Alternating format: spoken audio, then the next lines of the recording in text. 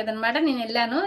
అయినా మీటింగ్‌కెళ్ళాననమాట. ఎళ్లి కూర్చున్న తర్వాత 10థ్ క్లాస్ పిల్లలు మీటింగ్ తెలుగులో చెప్తున్నారు.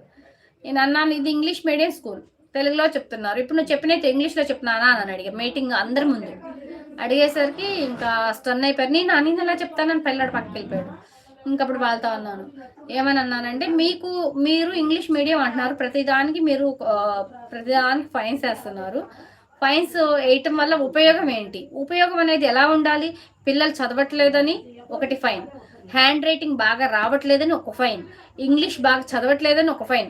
అలా పెట్టండి. అప్పుడు పిల్లల్లో మెచ్యూరిటీ పెరుగుద్ది. చదువు అనేది బాగా వస్తది. టీచర్స్ మీరే తెలుగులో మాట్లాడుకుంటే పిల్లలకేమొస్తది? తెలుగులో మీరు ఇంగ్లీష్‌లో స్పష్టంగా మాట్లాడండి. తెలుగు చూస్తే తెలుగు రావట్లేదు. ఇంగ్లీష్ చూస్తే ఇంగ్లీష్ రావట్లేదు. ఆ విధంగా క్లాస్ తీసుకున్నానండి. అసలు వాళ్ళు ఇంకా నోటెంట మాటలేదు. మేడం ప్లీజ్ మేడం, ఇది మేమేదో ఊరికే పెట్టాము మీటింగు. మీరు ఇలా అందరి ముందు మా పరువు తీయొద్దు. ప్లీజ్ మేడం, మీతో తర్వాత మాట్లాడతాం మేడం. ప్లీజ్ మేడం అని అన్నారు.